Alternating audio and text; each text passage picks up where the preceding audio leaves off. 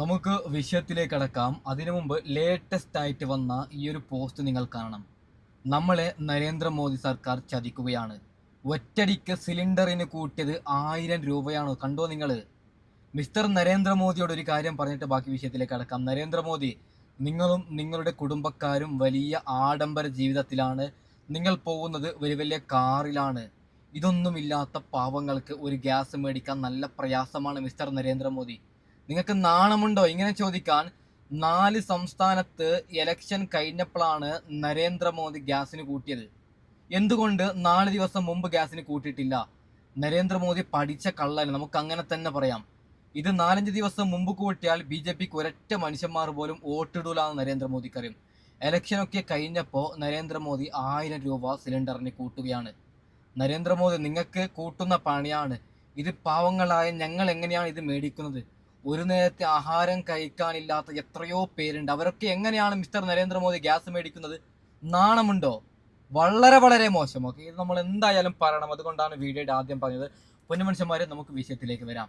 പിണറായി വിജയൻ, അതായത് കേരളത്തിന്റെ ചരിത്രത്തിൽ ഒരു മുഖ്യമന്ത്രി പോലും വിചാരിക്കാത്തൊരു വിചാരമാണ് പിണറായി വിജയൻ വിചാരിച്ചത്. പാവം CPM പ്രവർത്തകര്, പാവം സഖാക്കൾക്ക് ഒന്നും അറിയത്തില്ല. പിണറായി വിജയൻ തന്നെ കിടന്നുറങ്ങുമ്പോൾ ദൈവത്തോട് പ്രാർത്ഥിക്കുകയാണ്, ദൈവമേ മറ്റന്നാൾ വോട്ടെണ്ണുമ്പോ ഞാനൊന്ന് തോറ്റ് കിട്ടിയാൽ മതിയെന്ന്. എന്തിനെന്നല്ലേ? പിണറായി വിജയൻ 10 വർഷം കൊണ്ട് ഖജനാവിൽ ഒറ്റ രൂപ പോലുമില്ല. മൂന്നാമതെങ്ങാനും പിണറായി വിജയൻ അധികാരത്തിൽ വന്നാൽ പിണറായി വിജയൻ തന്നെ ആത്മഹത്യ ചെയ്യേണ്ട ഒരവസ്ഥയാണ് പൊന്നു മനുഷ്യന്മാരെ വരുന്നത്. അതായത് കേരളത്തെ എങ്ങനെ ഭരിക്കണമെന്ന് പിണറായി വിജയൻ അറിയൂല. അതുകൊണ്ട് പിണറായി വിജയൻ തന്നെ തീരുമാനിക്കുകയാണ്, ചിന്തിക്കുകയാണ്, എങ്ങനെയെങ്കിലും ഈ ഇലക്ഷനിൽ ഞാനൊന്ന് തോറ്റ് കിട്ടിയാൽ മതിയായിരുന്നു എന്ന്. ഏതെങ്കിലും ഒരു മുഖ്യമന്ത്രി അങ്ങനെ വിചാരിക്കോ? നിങ്ങൾ നോക്കൂ, ഇപ്പോൾ CPM പാർട്ടിയിൽ കുറെ യുവാക്കൾ അല്ലെങ്കിൽ കോൺഗ്രസിലുള്ളതുപോലെ കുറെ നേതാക്കളുണ്ടെങ്കിൽ പിണറായി വിജയൻ എന്തായാലും ഖജനാവ് കാലിയാണ്. മൂന്നാമത് അധികാരത്തിൽ വന്നാൽ MV ഗോവിന്ദന് ഈ പറയുന്ന മുഖ്യമന്ത്രി പദവി കൊടുത്തിട്ട് മുങ്ങാം, അങ്ങനെ വിചാരിക്കും. ഇപ്പൊ നോക്കൂ, MV ഗോവിന്ദനെ മുഖ്യമന്ത്രി ആക്കിയാൽ പിണറായി വിജയൻ അധികാരത്തിൽ വരില്ല. വിഷയം പറയുന്നതാണ്, ഈ പറയുന്ന MV ഗോവിന്ദനെ മുഖ്യമന്ത്രി ആക്കുന്നു എന്ന് പറഞ്ഞാൽ കേരളം മൊത്തത്തിൽ സമരത്തിനിറങ്ങും, അങ്ങേരെ ആക്കണ്ടെന്ന് പറഞ്ഞിട്ട്. അങ്ങനത്തെ അവസ്ഥയാണ്. ഒരു നേതാവ് പോലുമില്ല. അപ്പോൾ പിണറായി വിജയൻ സത്യം പറഞ്ഞാല് വലിയൊരു കുടുക്കത്തിലാണ് ഈ പറഞ്ഞ UDF കുടുങ്ങിയിട്ടുണ്ട് ഇവിടെ. UDF ഉറപ്പായിട്ടും അധികാരത്തിൽ വരും. പക്ഷേ കേരളത്തെ ഒരു കേരളമാക്കാൻ നല്ല പണിയുണ്ട്. ഖജനാവിൽ ഒറ്റ രൂപ പോലും ഇല്ല എന്ന് മാത്രമല്ല പൊന്നു മനുഷ്യന്മാരെ, ഇഷ്ടംപോലെ കടങ്ങളാണ് പിണറായി വിജയൻ നേടിയെടുത്തത്. മിസ്റ്റർ പിണറായി വിജയൻ വളരെ വളരെ മോശം എന്ന് പറഞ്ഞാൽ വളരെ വളരെ മോശം. വയനാട്ടിൽ ഞങ്ങൾ പിരിച്ചു തന്ന പൈസ നിങ്ങൾ മുക്കി. പ്രളയം വന്നപ്പോൾ നിങ്ങൾ മുക്കി. ഈ പൈസയൊക്കെ നിങ്ങൾ എന്ത് ചെയ്തു? നിങ്ങളുടെ മോളെ രക്ഷിച്ചതാണോ EDയുടെ കയ്യിൽ നിന്ന്? എന്തൊക്കെയാ നമ്മൾ ഈ കാണുന്നത്? സത്യം പറഞ്ഞാൽ കോൺഗ്രസ് വലിയൊരു ഹണി ട്രാപ്പിൽ പെട്ടു എന്ന് നമുക്ക് പറയാം. ഓക്കെ, ഇതിൽ എങ്ങനെ കരകയറ്റും? പൊന്നു പ്രേക്ഷകരെ, നിങ്ങൾക്ക് എന്തെങ്കിലും ഒരു ഐഡിയ നിങ്ങൾക്കുണ്ടെങ്കിൽ നിങ്ങളൊന്ന് കമന്റ് ചെയ്യണം. കോൺഗ്രസിന് അധികാരം കിട്ടും, അത് വേറെ സംഗതിയാണ്. പക്ഷെ എങ്ങനെ കേരളത്തെ കരകയറ്റും? ഓക്കെ, നമ്മൾ ബാക്കി വിഷയത്തിലേക്ക് കടക്കാം. ചാണ്ടി ഉമ്മൻ കുറച്ച് കാര്യങ്ങൾ പറയുന്നുണ്ട്. അതായത് നമുക്കെല്ലാവർക്കും അറിയാം, LDF സർക്കാരിന്റെ സമയത്താണ് നമ്മുടെ ഉമ്മൻചാണ്ടി സാറ് മരണപ്പെടുന്നത്. ഉമ്മൻചാണ്ടി സാറിനെ കുടുക്കിയത് സരിതയാണ്.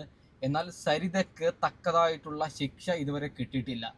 ഉമ്മൻചാണ്ടി സാറിനെ കുടുക്കിയതിന് തക്കതായിട്ടുള്ള ശിക്ഷ സരിതയ്ക്ക് കിട്ടണമെന്നാണ് ഞാൻ കോൺഗ്രസ് സർക്കാരിനോട് പറയുന്നത്. ഇനിയിപ്പോൾ ഒരു കാര്യം കൂടി പറയാം. ഇപ്പോൾ LDF ഭരിക്കുമ്പോൾ ഒരൊറ്റ ഹർത്താൽ പോലും ഈ പറയുന്ന UDF വെച്ചിട്ടില്ല. UDF നല്ലൊരു സഹകരിച്ചിട്ട്. ഇനി നിങ്ങൾ കാണാൻ പോകുന്നതല്ല, നാട് മുഴുവനും കലാപമാണ്. എന്തൊക്കെ കലാപമായിരിക്കും LDF പ്രവർത്തകർ അവിടെ ഉണ്ടാക്കുന്നത്. എന്തിനെന്നല്ലേ? അതായത് UDF സർക്കാർ വൃത്തികെട്ട സർക്കാരാണ്, UDF സർക്കാർ നല്ല സർക്കാർ അല്ല എന്ന് തെളിയിക്കാൻ വേണ്ടിയിട്ടാണ് പിണറായി വിജയനും കൂട്ടാളികളും അങ്ങനെ ചെയ്യാൻ ഒരുങ്ങുന്നത്. നിങ്ങൾ എഴുതി വെച്ചോളൂ. ഇപ്പൊ തന്നെ ബാലൻ എന്ന് പറയുന്ന ഒരു വൃത്തികെട്ടവനുണ്ടല്ലോ CPMൽ, ആശങ്കായി വിഷം കാറി കഴിഞ്ഞു. അതായത് കുഞ്ഞാലിക്കുട്ടി മുഖ്യമന്ത്രി സ്ഥാനം, മറ്റേ വർഗീയതയാണ് കാറിയത്. കുഞ്ഞാലിക്കുട്ടി മുഖ്യമന്ത്രി സ്ഥാനം വേണമെന്ന് പറഞ്ഞത്ര. എപ്പോ പറഞ്ഞു? ആര് പറഞ്ഞു? എവിടെ പറഞ്ഞു? എന്തെങ്കിലും ഒരു തെളിവുണ്ടോ? മുസ്ലിം ലീഗ്, ഞാൻ ഇദ്ദേഹത്തിന്റെ ഒരു പ്രസ്താവന കണ്ടതിന് ശേഷം കുറെ പഠിച്ചു. മുസ്ലിം ലീഗിന്റെ ഏതെങ്കിലും ഒരു അതായത് ഏതെങ്കിലും ഒരു വലിയൊരു നേതാക്കള് ഞങ്ങൾക്ക് ഉപമുഖ്യമന്ത്രി വേണം, അല്ലെങ്കിൽ ഞങ്ങൾക്ക് വലിയ മന്ത്രിസ്ഥാനം വേണം, അതുമല്ലെങ്കിൽ ഞങ്ങൾക്ക് മുഖ്യമന്ത്രി സ്ഥാനം വേണമെന്ന് ആരെങ്കിലും ഒരാൾ പറഞ്ഞോ എന്ന് ഞാൻ അന്വേഷിച്ചു. ഒരു മനുഷ്യന്മാർ പോലും പറഞ്ഞിട്ടില്ല. സാദിഖ് അലി ശിഹാബ് തങ്ങൾ പറഞ്ഞത് ഞങ്ങൾക്ക്, അതായത് ഉപമുഖ്യമന്ത്രിയും വേണ്ട, ഞങ്ങൾക്കൊന്നും വേണ്ട, ആദ്യം ജയിക്കട്ടെ, ജയിച്ചു കഴിഞ്ഞാൽ വേണമെങ്കിൽ നമുക്ക് ചർച്ച ചെയ്യാം, ഇതുവരെ ഒന്നും ഞങ്ങൾ പറഞ്ഞിട്ടില്ല എന്നാണ്. 10 വർഷം കേരളത്തെ ഇവർ ബലി കൊടുത്തു, ഇനിയും നിർത്തുന്നില്ല ഇവറ്റകൾ. വളരെ വളരെ മോശം എന്ന് പറഞ്ഞാൽ വളരെ വളരെ മോശം. നടുക്കുന്ന ഞെട്ടിക്കുന്ന മറ്റൊരു വാർത്ത വരുന്നുണ്ട്, കണ്ടാൽ നിങ്ങൾ ഞെട്ടും. യു പിയുടെ ഒരു അവസ്ഥ, അതായത് യു പിയിൽ എത്ര വർഗീയത പറയുന്നവനാണെങ്കിലും യോഗി ആദിത്യനാഥ് ഒരു മുഖ്യമന്ത്രിയല്ലേ, അവൻ വരുമ്പോൾ അവനെന്ന് പറയുന്നത് പച്ച വർഗീയവാദിയാണ് അവന്.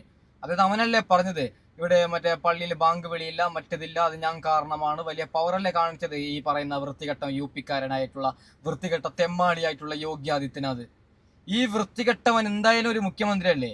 ഈ വൃത്തികെട്ട തെമ്മാടി വരുമ്പോൾ അവിടുത്തെ ഒരു SI, ഒരു പോലീസ് ചെയ്തത് ഒരു വീഡിയോ നിങ്ങളൊന്ന് കാണണം. ഓക്കെ. മുഖ്യമന്ത്രി യോഗി ആദിത്യനാഥ് പങ്കെടുക്കുന്ന പരിപാടിയിൽ സുരക്ഷ ഒരുക്കാനുള്ള ചുമതലയ്ക്കിടെയാണ് സബ് ഇൻസ്പെക്ടറായ ചൌബേ സിംഗ് മദ്യപിച്ച് റോഡിൽ കിടന്നത്. യുവാക്കൾക്ക് തൊഴിൽ നൽകുന്ന പൊതുപരിപാടിയിൽ പങ്കെടുക്കാനാണ് മുഖ്യമന്ത്രി യോഗി ആദിത്യനാഥ് ഇന്നലെ മുസഫർ നഗറിൽ എത്തിയത്. തൊഴിലാളി സമരം പശ്ചിമ യുപിയിൽ വ്യാപിച്ച പശ്ചാത്തലത്തിൽ കനത്ത സുരക്ഷയിൽ പോലീസ് ഒരുക്കിയിരുന്നു. അർദ്ധനഗ്നനായി സ്വബോധം നഷ്ടപ്പെട്ട് മണ്ണിൽ കിടന്ന് ഉരുളുകയാണ് പോലീസ് ഉദ്യോഗസ്ഥൻ. ഇതിനിടെ പാന്റിൽ മലമൂത്ര വിസർജനവും നടത്തി. സംഭവം അറിഞ്ഞ് സ്ഥലത്തെത്തിയ പോലീസ് ഉദ്യോഗസ്ഥരോട് ചോദ്യങ്ങളായി. പിന്നെ വീണു കിടക്കുകയാണ് എന്ന് പോലും ഓർക്കാതെ താൻ എവിടെയാണ് ഉള്ളത് എന്ന് പറയാൻ ചൌബേ ആവശ്യപ്പെട്ടു.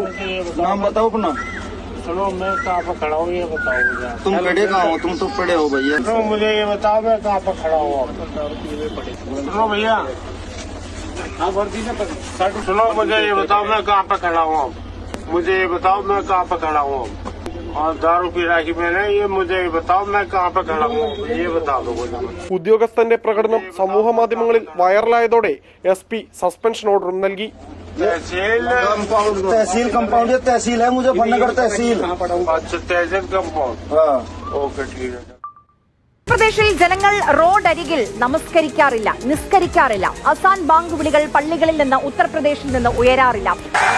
यूपी में मस्जिदों से अजान की आवाज नहीं आती है. यूपी में सड़कों पे नमाज नहीं होती है. यूपी में मस्जिदों की आवाज मस्जिद के बाहर नहीं निकलती है.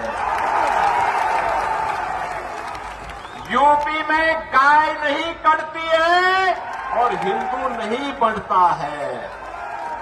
परिणाम क्या है? वहां नौजवान के हाथ को काम है, अन्नदाता किसान खुशहाल है, बेटी सुरक्षित है और अयोध्या में भव्य राम मंदिर का निर्माण है. और यही तो हमें बंगाल के अंदर. കണ്ടോ നിങ്ങൾ? നാണമുണ്ടോ? ഇവനൊക്കെ ഇങ്ങനെ തന്നെ വേണം. അപ്പോൾ തൽക്കാലം വൈൻഡപ്പ് ചെയ്യുകയാണ്. അടുത്ത വീഡിയോ വരാം. Okay bye.